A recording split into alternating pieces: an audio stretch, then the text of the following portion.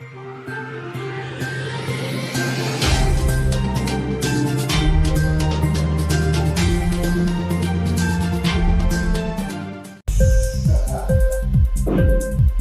TV prime time news కి స్వాగతం.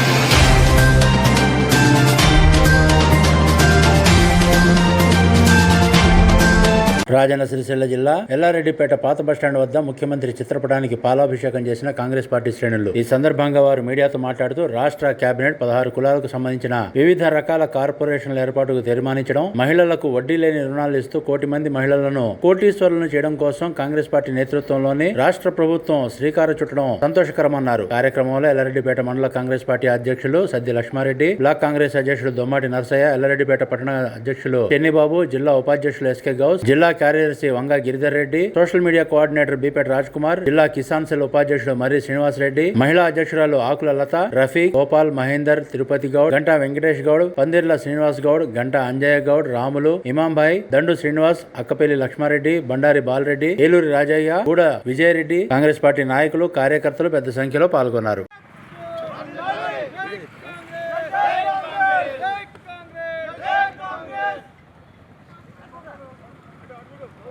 Opposite వస్తుంది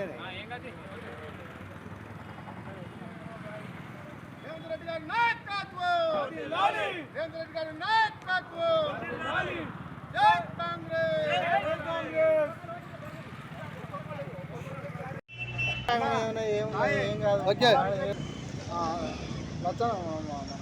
మంచిది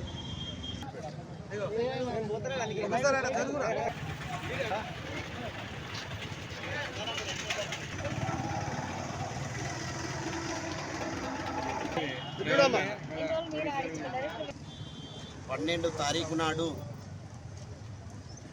ముఖ్యమంత్రి వర్యులు రేవంత్ రెడ్డి గారు 16 కార్పొరేషన్లకు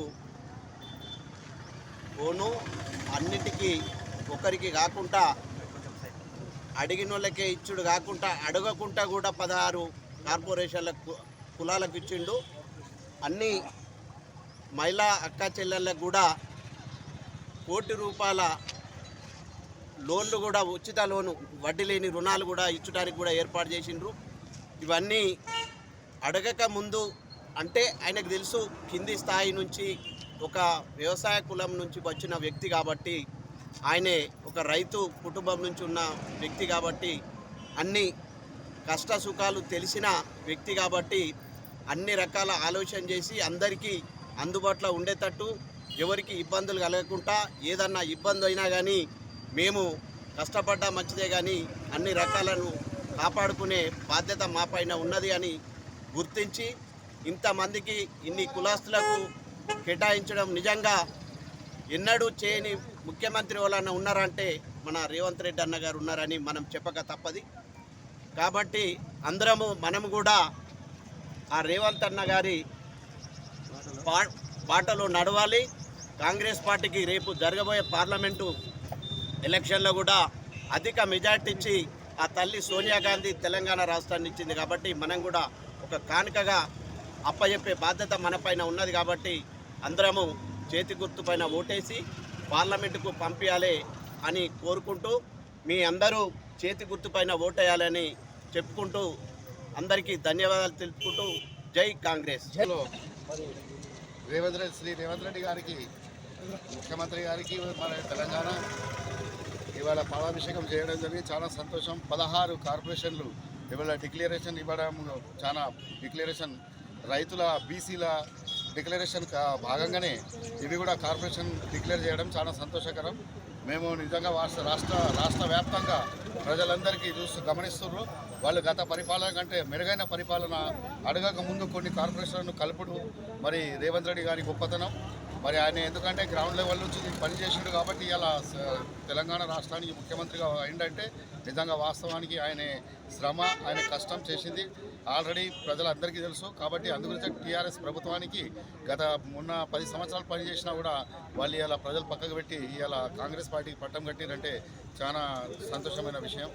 ఎందుకంటే రాని టైంలో మళ్ళీ మాకు ఇచ్చిన గ్యారంటీలు 6 గ్యారంటీలు ఎన్ని ఉన్నాయో మరి ఎన్ని పథకాలు ఏ కార్పొరేషన్లో మనకు ఏం ఉన్నదో అన్నది మళ్ళీ గమనించి కూడా ఇంకా ముందు కూడా గొప్ప గొప్ప కార్యక్రమాలు చేసుకుంటూ పోతామని కాంగ్రెస్ పార్టీ నుంచి మేము ముక్కుముడిగా చెప్తున్నాం. మీరు అందరూ కూడా మీరు జనాలు కూడా ఆలోచించాలి. ఇప్పుడు పార్లమెంట్లో మరి వేరే పార్టీలు వచ్చినా కూడా ఏం లాభం లేదు కాబట్టి అందరు కాంగ్రెస్ పార్టీకి పట్టం కట్టాలి. కాంగ్రెస్ పార్టీకి లోక్సభ పంపించినట్టుంటే మనకు కూడా ఇవాళ అన్ని విధాలుగా అన్ని మరి మంచిగా ఉంటుంది.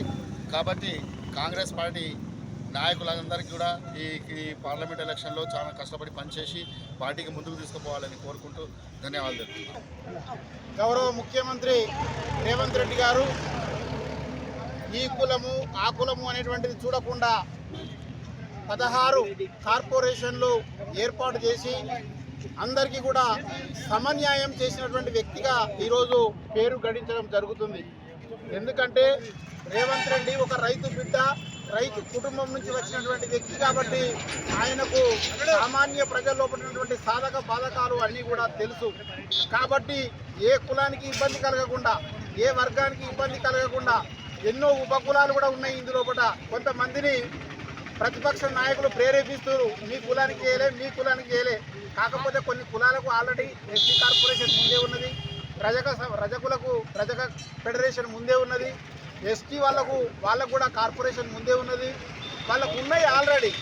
ఇంకా లేని వాళ్ళు ఇంకా మిగతా అందులో కూడా సబ్ క్యాస్టెస్ ఉపకులాలు ఏవైతే ఉన్నాయో ఆ ఉపకులాలకు వర్తించేటువంటి విధంగా ఈరోజు రేవంత్ రెడ్డి గారు బాగా ఆలోచించి ఈ 16 కార్పొరేషన్లను ముందుకు తీసుకురావడం జరిగింది. కాబట్టి ప్రతి కులంలో కూడా ప్రతి ఒక్కరికి న్యాయం జరిగేటువంటి విధంగా, ముఖ్యంగా ఈ కార్పొరేషన్ల ద్వారా ఏం జరుగుతుందని చాలామందికి తెలియదు. ఈరోజు రెడ్డి సామాజిక వర్గం నుంచి మొదలు పెడితే కింది స్థాయి వరకు కూడా చదువుకునేటువంటి పిల్లలకు కానీ, రేపు వ్యవసాయ పనిముట్లు కానీ ఎన్నో రకాలైనటువంటి వాటికి ఈ కార్పొరేషన్లు ఉపయోగపడతాయి. కాబట్టి ఇది చాలా సామాన్యమైనటువంటి విషయం కాదు. ఈ కార్పొరేషన్లకు ఒకటేసారి ఏర్పాటు చేయడం, ఇది ప్రజలు గుర్తించుకొని రానున్నటువంటి కాలం లోపల రేవంత్ రెడ్డి ప్రభుత్వాన్ని మరొకసారి ఆశీర్వదించి పార్లమెంటు ఎన్నికల లోపల మీరందరూ కూడా ఘన విజయం చేకూర్చాలని చెప్పి మీ అందరు కూడా పేరు పేరున విజ్ఞప్తి చేస్తా ఉన్నాం. జై కాంగ్రెస్. ఇన్క్లాబ్ టీవీ వీడియోలు మీకు నచ్చినట్లయితే లైక్ చేయండి, షేర్ చేయండి, కమెంట్ చేయడం మర్చిపోకండి. సబ్స్క్రైబ్ చేయని వాళ్ళు వెంటనే సబ్స్క్రైబ్ చేసుకోండి. మా వీడియోలు మీరు వెంటనే చూడాలనుకుంటే కింద ఉన్న గంట సింబల్ని గట్టిగా కొట్టండి.